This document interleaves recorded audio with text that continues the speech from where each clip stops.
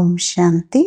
ఈరోజు ఫిబ్రవరి 19వ తేదీ 2025 శివ్ బాబా వినిపించిన మురళి సారాంశము. మధురమైన పిల్లలు, మీరు ఇప్పటి వరకు ఏదైతే చదివారో దానినంతా మరచిపోండి. జీవించి ఉండగానే మరణించటం అనగా అన్నీ మరచిపోవటం. వెనుకటి స్మృతులేవి కూడా రాకూడదు అంటున్నారు బాబా. ప్రశ్న: ఎవరు జీవించి ఉండగానే పూర్తిగా మరణించి ఉండరో, అంటే మరుజీవాగా ఉండరో, వారి గుర్తులు ఏవి? సమాధానం: వారు తండ్రితో కూడా వాదిస్తూ ఉంటారు, శాస్త్రాల ఉదాహరణ ఇస్తూ ఉంటారు. ఎవరైతే పూర్తిగా మరణించి ఉంటారో వారు బాబా ఏం వినిపిస్తున్నారో అదే సత్యం. అర్ధకల్పం ఏదైతే విన్నామో అదంతా అసత్యము కనుక వాటిని గురించి మాట్లాడరాదు. చెడు వినకండి అంటున్నారు బాబా. ఈరోజు పాట ఓం నమ శివాయ. మంచిది. మధురాతి మధురమైన అపురూపమైన పిల్లలకు తల్లి తండ్రి బాప్దాదాల యొక్క ప్రియ స్మృతులు మరియు గుడ్ మార్నింగ్. ఆత్మిక తండ్రి ఆత్మిక పిల్లలకు నమస్తే. ఆత్మిక పిల్లలు ఆత్మిక తల్లి తండ్రికి ప్రియ స్మృతులు, గుడ్ మార్నింగ్ మరియు నమస్తే నమస్తే.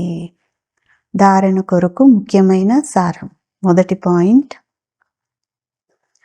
తీవ్ర పురుషార్థులుగా అయ్యేందుకు చదువుపైన ఆసక్తిని ఉంచుకోవాలి.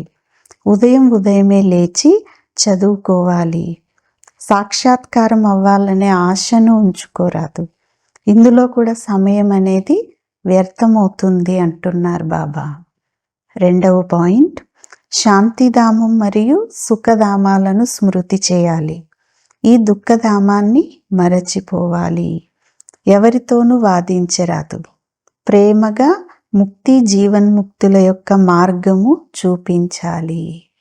ఈరోజు వరదానం: సదా సుఖాల సాగరంలో లౌలీనంగా ఉండేవారు అంతర్ముఖి భవ. వరదానం యొక్క వివరణ: అంతర్ముఖి సదా సుఖి అని అంటారు కదా. ఏ పిల్లలైతే సదా అంతర్ముఖి భవ యొక్క వరదానాన్ని ప్రాప్తి చేసుకుంటారో వారు తండ్రి సమానం సదా సుఖ సాగరంలో లౌలీనంగా ఉంటారు. సుఖదాత యొక్క పిల్లలు స్వయం కూడా సుఖదాతలుగా అయిపోతారు.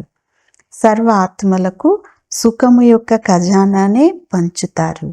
కనుక ఇప్పుడు అంతర్ముఖులుగా అయి ఎటువంటి సంపన్న మూర్తులుగా అవ్వాలంటే మీ వద్దకు ఎవరు ఎటువంటి భావనతో వచ్చినా వారు తమ భావనలను సంపన్నం చేసుకొని వెళ్ళాలి. ఎలాగైతే తండ్రి ఖజానాలలో, అంటే తండ్రి యొక్క ఖజానాలలో అప్రాప్తి వస్తువేది కూడా లేదో, అలా మీరు కూడా తండ్రి సమానంగా భర్పూరుగా, అంటే నిండుగా అవ్వండి అంటున్నారు బాబా.